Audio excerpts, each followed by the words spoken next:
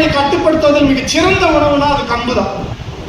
எளிமையா கிடைக்கக்கூடியது, விலையும் குறைவு, மலிவு விலையில கிடைக்கும். இந்த கம்பினுடைய கிளைசமிக் இண்டெக்ஸ் பாத்தீங்க அப்படின்னா வெறும் 54 தான். அந்த கம்பன் களி இத்தனை பேர் சாப்பிட்டுருப்பாங்கன்னு தெரியல. இன்றைக்கும் மலையில் வாழக்கூடிய மக்கள் அதை தான் முதன்மை உணவாக பயன்படுத்திட்டு இருக்காங்க.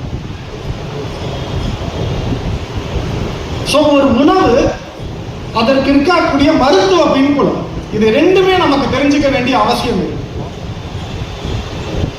சோளம், கம்பு, சோளம் நிறைய பேருக்கு தெரியும் இல்லையா? சோளம் மக்காச்சோளம் கிடையாது, அது நம்மளோட உணவு கிடையாது.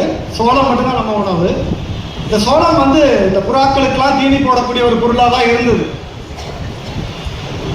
கிட்டத்தட்ட பாலை விட 2 மடங்கு புரதச்சத்து கொண்டது இந்த சோளம். இந்த கம்பினுடைய நன்மை பார்த்தீங்கன்னா நிறைய பேருக்கு தெரியும். இந்த கம்பு இந்த பெண்களுக்கு வளகாப்பு சமயத்துல கம்பை வெள்ளத்தோட சேர்த்து உருண்டை பண்ணி கொடுப்பாங்க.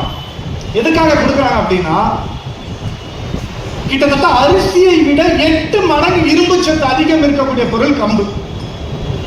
இன்னைக்கு அனிமியாக்காக, ரத்த சோகைக்காக வருஷ கணக்குல மாத்திரை எடுத்துட்டு இருக்கவங்க எவ்வளவோ பேர்.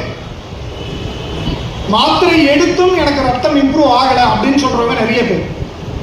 அப்ப உணவை மருந்தாக்க கற்றுக்கணும், உணவை மருந்தாக்க மாற்றணும். என்ன மாதிரியான உணவு? கம்பு ரொம்ப எளிமையா கிடைக்கக்கூடியது. வாரத்துல 2 நாள் இந்த கம்பு களியோ இந்த கம்பு கூழோ செஞ்சு கொடுத்துக்கலாம். கேழ்வரகு, கேழ்வரகு பாத்தீங்க அப்படின்னா பாலை விட அதிகமான கால்சியம் இந்த கேழ்வரகுல இருக்கு.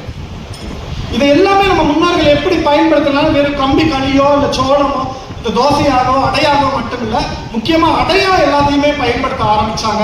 உதாரணத்துக்கு இந்த கேழ்வரகு முருங்கை சேர்ந்த அடையா செஞ்சாங்க. கேழ்வரகு முருங்கையும் சேர்ந்த அடை அதிகப்படியான கால்சியத்தை நமக்கு கொடுக்கக்கூடியது. முடக்கருத்தான்னு சொல்லக்கூடிய ஒரு மொழி, அதை அடையா பயன்படுத்தினாங்க. தூதுவளை அடைய பயன்படுத்தினாங்க. முசுமுசுக்கை அடைய பயன்படுத்திருக்காங்க. இந்த மாதிரி கீரைகளை அதிகம் சேர்ந்த உணவாக நம்ம முன்னோர்கள் அதிகமா பயன்படுத்தியிருக்காங்க.